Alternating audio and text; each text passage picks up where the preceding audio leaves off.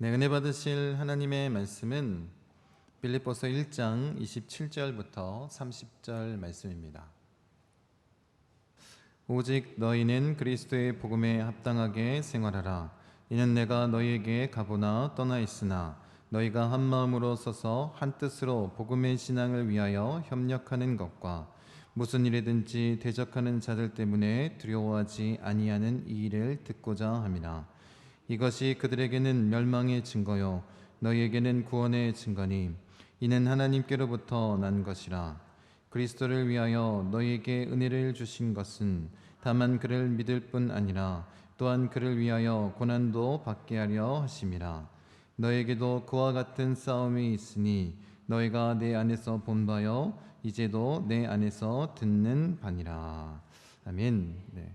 이 말씀에 의지해서 주 안에서 기쁨이 넘치는 길쌈교회 복음을 위해 살라라는 제목으로 하나님 말씀 함께 나누기 원합니다. 우리 말씀 듣기 전에 우리가 계속해서 인사했던 그 내용을 함께 인사하기 원합니다.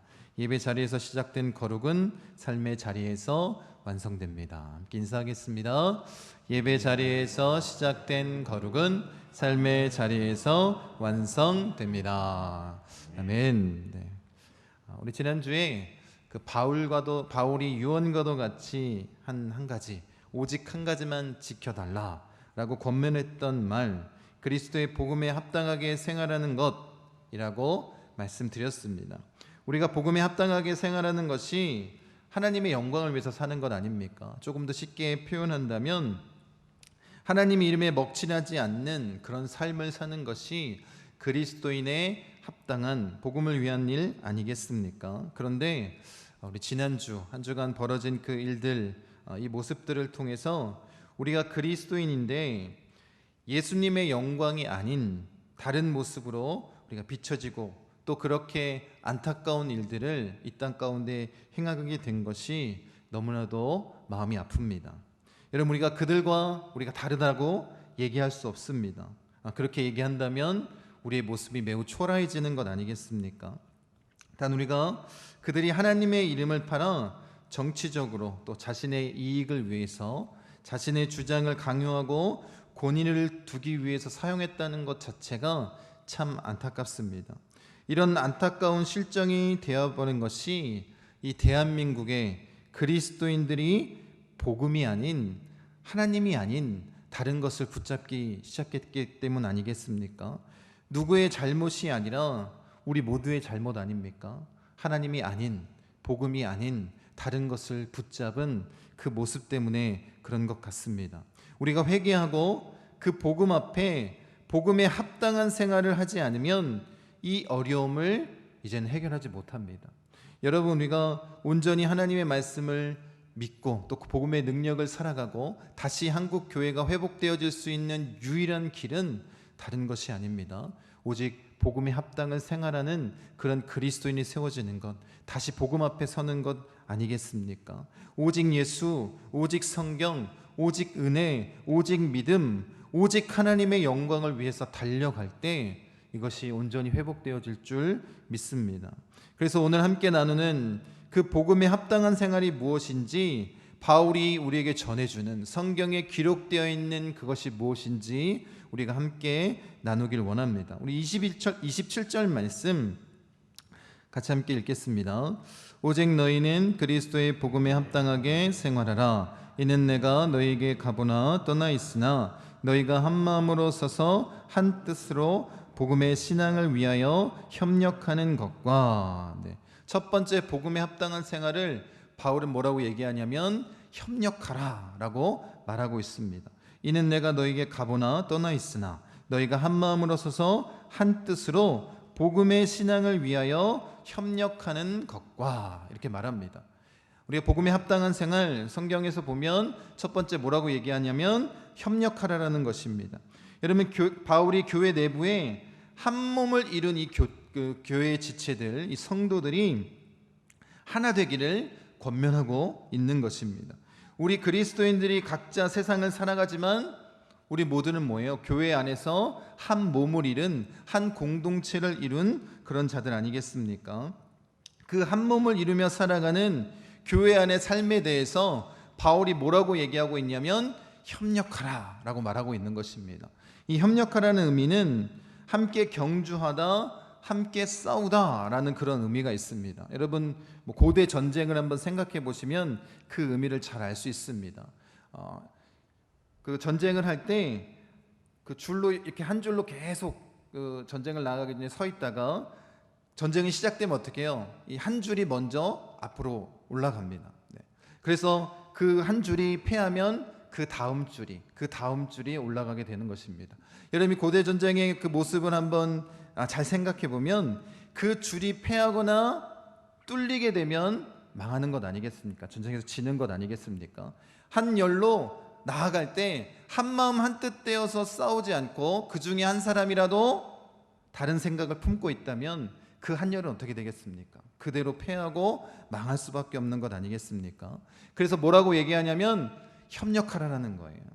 함께 싸우는 그 마음을 가지고 한 마음을 품으라고 말하고 있는 것입니다. 그래서 교회 안에 그리스도인의 모습이 한 지체로서 이와 같아야 된다는 것입니다. 한 사람이라도 다른 마음을 품으면 패하는 것 아니겠습니까?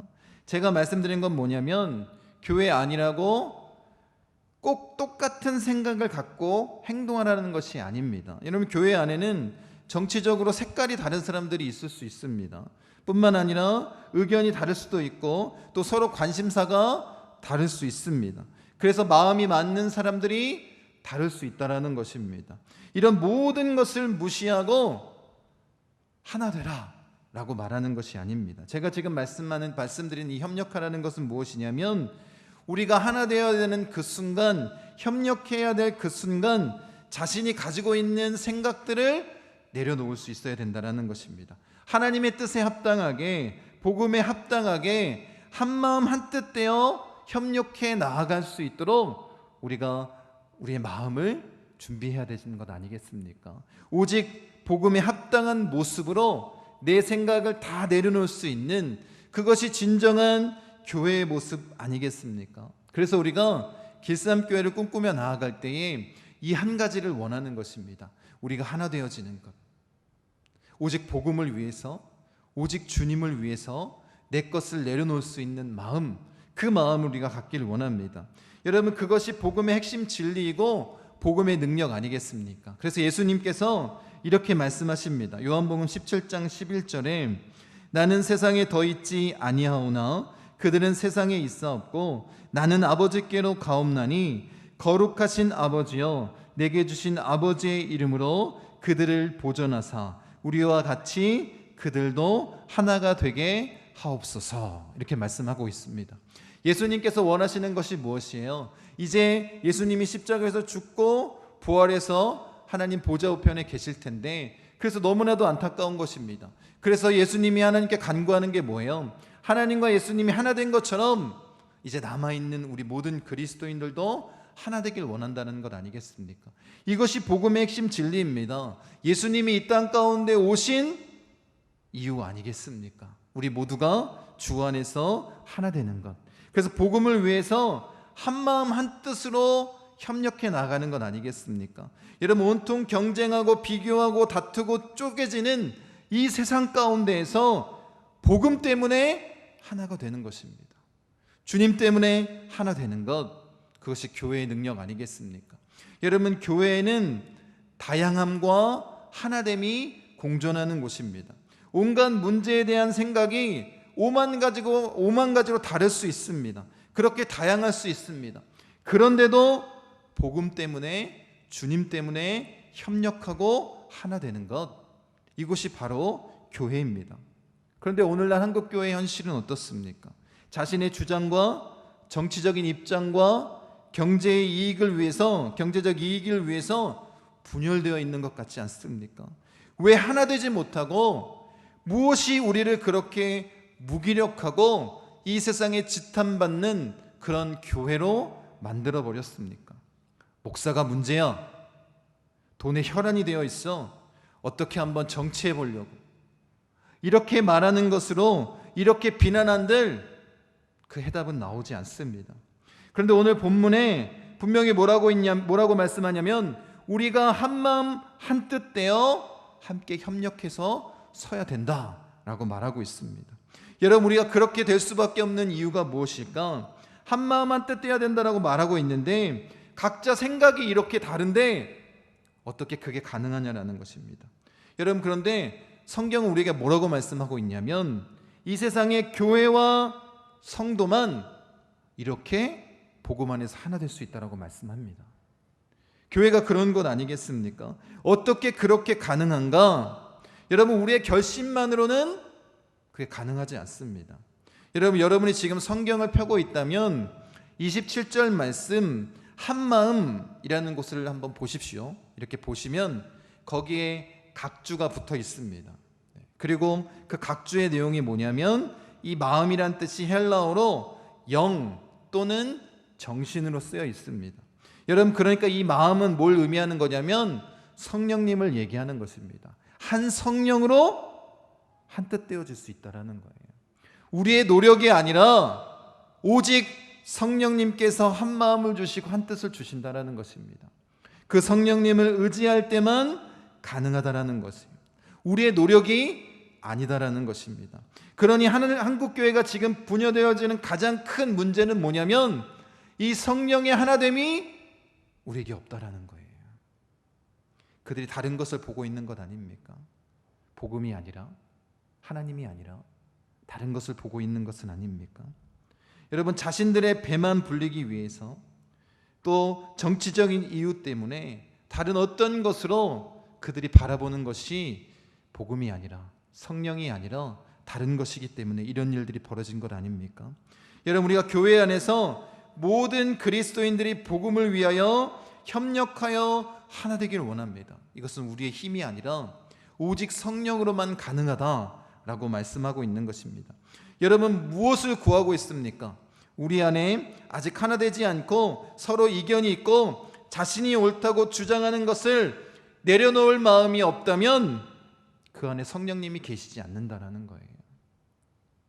분명하게 말씀하고 있지 않습니까? 우리가 복음을 위해서 아직도 내 주장을 내세우고 있다면, 그것을 내려놓지 못하는 마음이 우리 가운데 있다면 성령이 우리와 함께하지 않는 것입니다. 여러분, 성령님은 우리를 한마음 한뜻으로 하나 되게 만드시는 분이기 때문에 그런 건 아니에요. 한국 교회가 그리고 그리스도인들이 구원을 받은 백성들이 한 성령으로 한뜻 되어 협력하여 하나 되어 나아가면 여러분, 우리가 이룰 수 있는 교회의 영광이 얼마나 크고 놀랍겠습니까? 한국 교회가 이걸 잊어버린 것 같습니다. 그래서 불연하고 늘 자신의 뜻을 구하고 자신의 이익을 주장하는 그런 모습으로 전락한 것 아니겠습니까? 예수님이 우리에게 원하시는 건 뭐냐면 우리 그리스도인들이 분리되고 쪼개지고 다투고 끝없이 관계가 끊어지는 이 세상 가운데 복음 때문에 하나 되길 원하는 거예요. 다른 것이 아닙니다. 오직 주님 때문에 하나 되는 그 역사를 이루길 원하시는 것입니다. 여러분, 예수님은 이미 우리가 연약한 존재라는 것을 다 알고 있습니다. 우리는 죄악 때문에 깨어진 존재라는 것을 다 알고 있습니다. 여러분, 그 연약함을 아시는데 우리 한계를 다 아시지만 주님 때문에, 복음 때문에, 성령님 때문에 우리가 하나 될 수 있다라고 말씀하는 것 아닙니까? 그게 주님이 우리에게 주신 축복과 은혜 아니겠습니까? 이것이 복음의 능력 아니겠습니까? 여러분, 우리가 정말 복음 때문에 하나 되는, 하나 되어 협력하는, 성령으로 한뜻 되는 그런 우리 목포 순복음 중앙교회 성도님 되시기를 간절히 축원드립니다. 두 번째, 바울이 얘기하고 있는 복음에 합당한 생활은 뭐냐면 두려워하지 말라라고 말하고 있습니다. 여러분, 두려워하지 말라는 것, 이것은 교회의 외부적인 요인입니다. 대적자들을 향해서 가져야 될 우리 마음가짐에 대해서 이야기를 하는 것입니다. 여러분, 우리가 세상 가운데 있으면 우리 영적인 존재들이기 때문에 늘 영적 전쟁이 있습니다.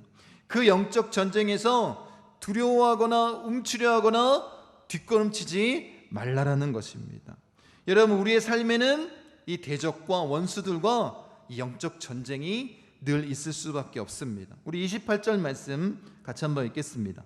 무슨 일에든지 대적하는 자들 때문에 두려워하지 아니하는 이 일을 듣고자 함이라. 이것이 그들에게는 멸망의 증거요 너희에게는 구원의 증거니 이는 하나님께로부터 난 것이라. 여기서 대적자라는 의미가 뭐냐면 반대편에 누워있는 자라는 그런 문자적인 의미입니다. 여러분, 빌립보 교회에 이 겉으로 드러난 대적자들은 누구냐면 율법주의자들이었습니다. 여러분, 바울이 오직 믿음을 통해서만 구원받는다 라고 그 복음에 대해서 나눴습니다. 그런데 율법주의자들이 뭐라고 얘기하냐면, 아니다, 이 귀한 것을 얻는데 어떻게 믿음만으로만 가능하냐, 율법을 잘 지키는 것, 이걸 통해서 가능하다라고 그들이 그렇게 공격했던 것입니다. 여러분, 사실 이 율법주의자들의 발언은 굉장히 교만한 것입니다. 왜냐하면 우리가 예수 그리스도를 통하여 의롭다 칭함을 받는 구원에 우리가 무엇을 더할 수 있겠습니까? 아무것도 더할 수 없습니다. 인간의 힘으로는 그 어떤 것도 가능하지 않습니다. 여러분, 잘 생각해 보십시오. 우리가 어떻게 태어나요? 어머니 뱃속에 10개월 동안 있습니다. 여러분, 10개월 동안 머물면서 사용료를 내셨습니까? 아니면 그렇게 에너지를 공급하는 것에 대해서 감사하는 마음을 품었습니까? 여러분, 우리의 태어남은 어떤 거예요? 오직 부모님이 우리에게 주신 사랑의 결실, 그 은혜 아니겠습니까? 여러분, 물론 우리가 태어난 이후에 어떻게 성장하느냐는 전적으로 우리 책임입니다. 하지만 태어나는 것은 우리가 어떻게 할 수 없는 것 아니겠습니까? 마찬가지입니다.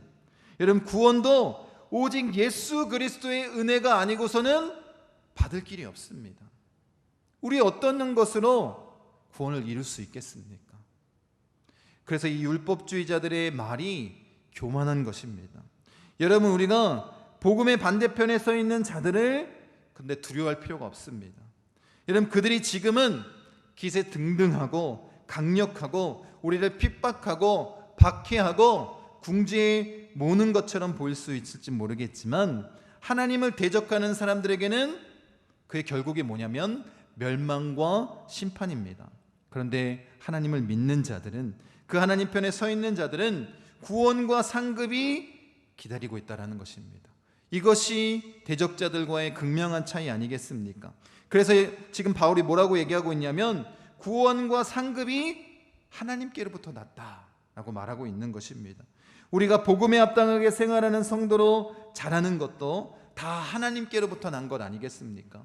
그래서 우리가 함께 나눴지만, 착한 일을 시작하신 하나님께서 그리스도의 날까지 이루는 그 일을 다 하나님이 감당하시는 것입니다. 우리가 하는 것이 아니라 누가 하는 거라고요? 하나님께서 행하시는 것 아니겠습니까? 두 번째, 이 대적하는 자는 마귀의 또 다른 의미입니다. 그러니까 겉으로 드러난 대적자들이 있고 영적인 대적자들이 있다는 것입니다. 지금 이 영적 전쟁에서 얘기하는 것입니다. 여러분, 이 악한 세력들, 이 영적인 대적자인 마귀가 얼마나 악랄하냐면, 이들은 절대로 경주를 포기하지 않습니다. 쉬는 일이 없습니다. 시시탐탐 우리를 노리기 위해서, 공격하기 위해서 움츠려들고 기다리고 있을 뿐입니다. 여러분, 그런 대적자들과 함께 이 영적인 경주에서 승리하려면 어떻게 해야 되겠습니까? 우리가 마음 놓고 편하게 있다면 질 수밖에 없는 건 아니겠습니까?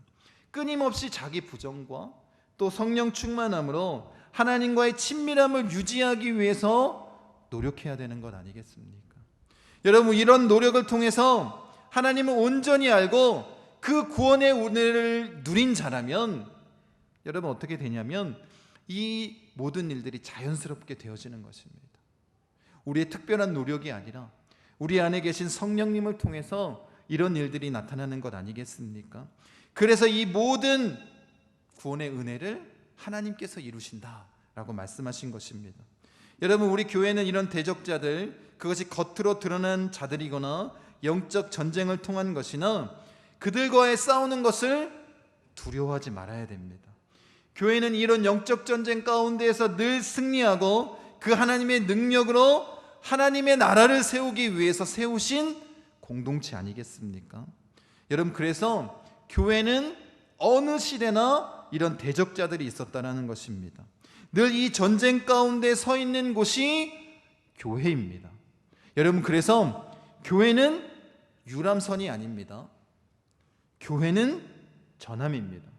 전쟁하기 위해서 하나님이 이 땅 가운데 세우신 거예요. 그래서 우리의 믿음의 선배들이 뭐라고 얘기했냐면 전투하는 교회라고 교회를 불렀습니다.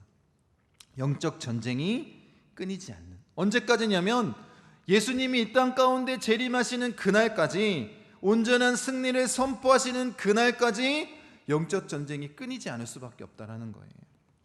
여러분, 그런데 여러분, 우리가 반드시 마음 가운데 새기기 원합니다. 이미 예수님께서 이 사단과의 전쟁에서 승리해 주셨다. 그 이기신 주님을 붙잡고 나아가길 원합니다. 여러분, 잘 아시다시피 죄가 이미 이 땅을 다 오염시켜 놓았습니다. 그렇게 깨지고 상한 영혼이 가득한 이곳에서 복음에 합당한 삶을 시작하는 것이 결코 쉬운 일이 아닙니다. 쉬운 방법이 없다라는 것입니다.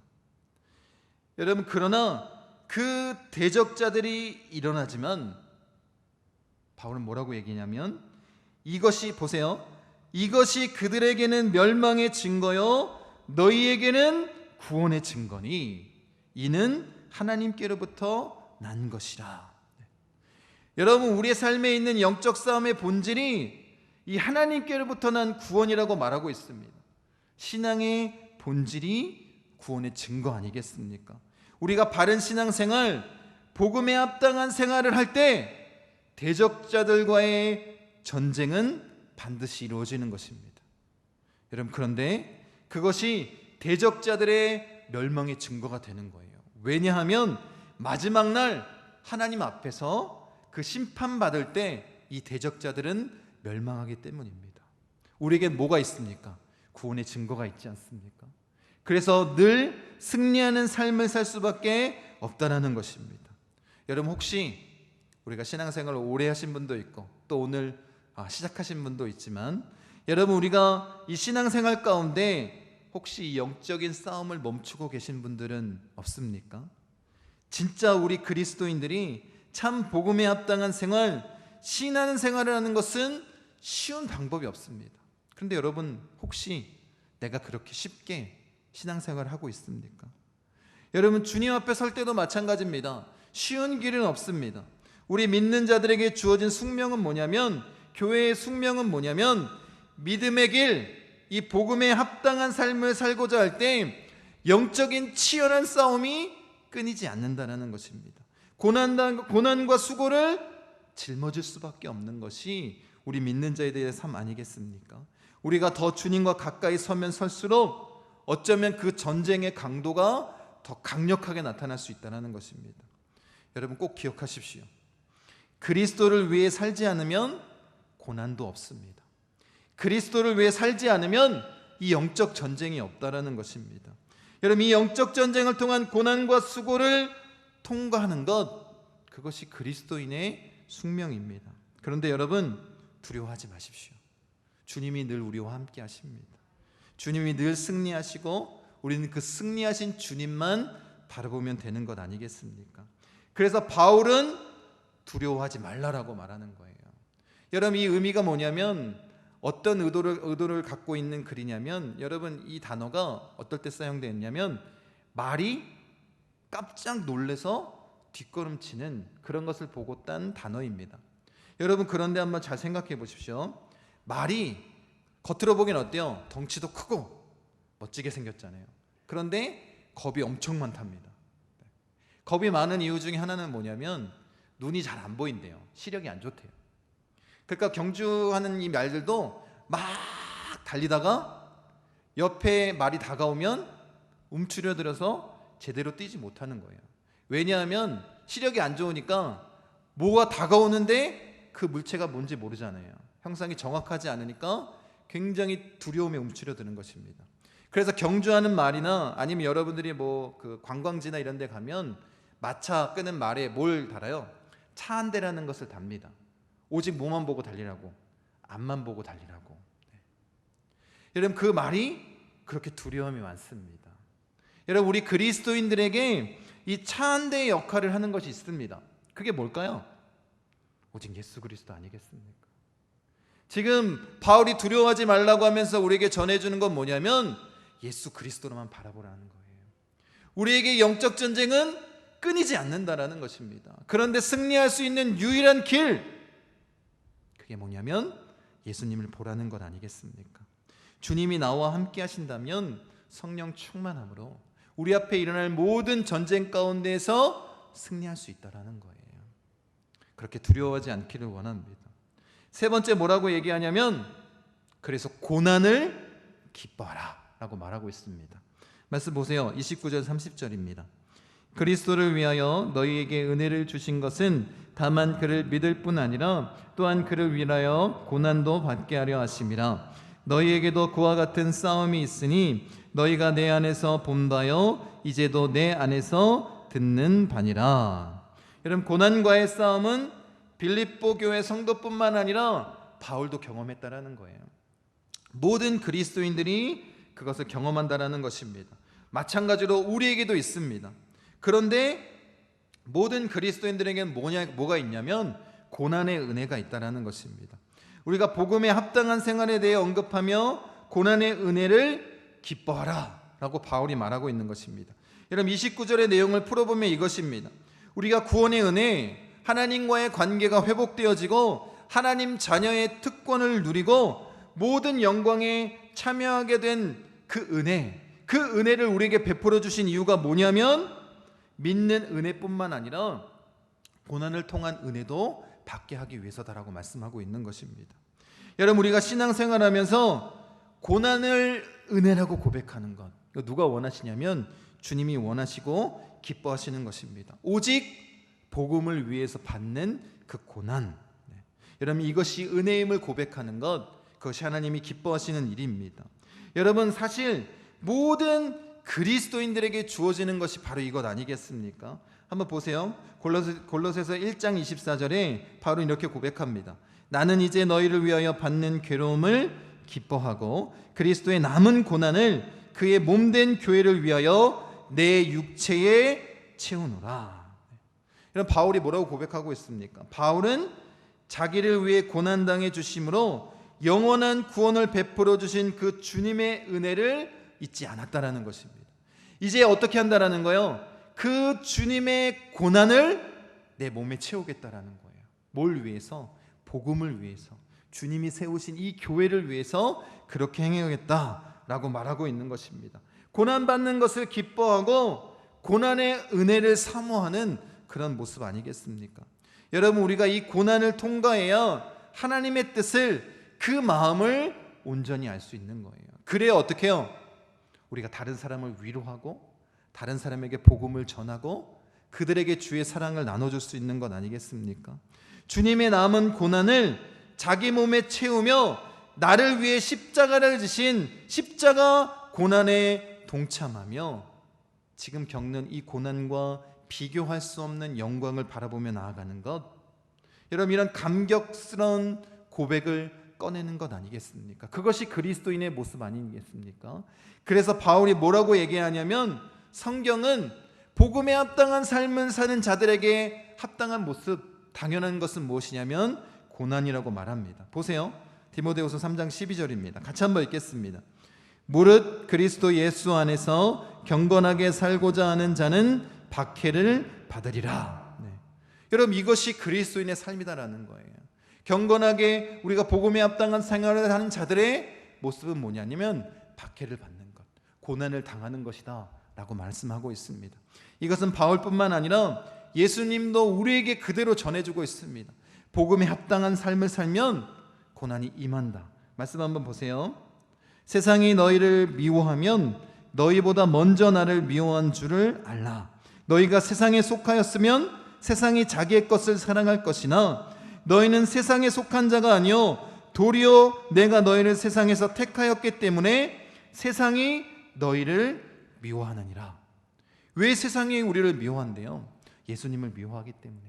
너희가 세상에 속했으면 세상이 너희를 사랑할 것이나 너희가 누구에게 속했기 때문에, 예수님께 속했기 때문에, 복음에 합당한 삶을 사는 자들이기 때문에 세상이 미워한다라고 말씀하십니다.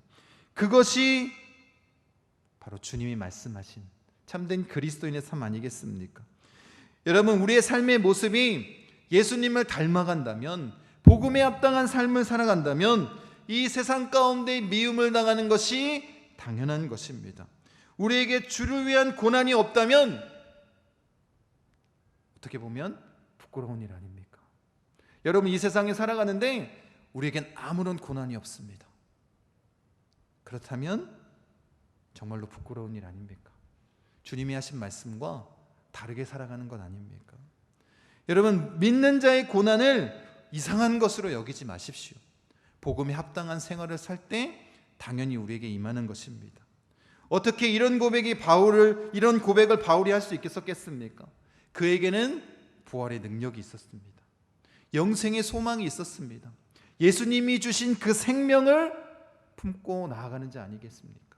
여러분, 그래서 그리스도인 교회의 합당한 모습은 무엇이냐면 이 생명이 나타나는, 영생의 복음이 선포되어지는, 죽어가는 자들에게 이 영생의 소망을 품게 하는 것, 이것이 교회의 모습 아니겠습니까? 여러분, 우리는 이 영생의 소망을 가지고 복음을 전하는 자들입니다. 그런 삶을 살기 원합니다. 여러분, 그래서 우리가 온전히 예수님을 만나 구원받은 자라면 복음에 합당한 생활을 하는 것입니다. 그 복음에 합당한 생활을 바울이 뭐라고 말씀하고 있냐면 협력하라, 두려워하지 말라, 고난을 기뻐하라. 이 말 가운데 담고 있습니다. 여러분, 우리는 그리스도인으로서 성령으로 한뜻되어 복음을 위해, 주를 위해 나의 것을 내려놓을 수 있는, 그렇게 협력할 수 있는, 하나 될 수 있는 자가 되어야 되는 것입니다.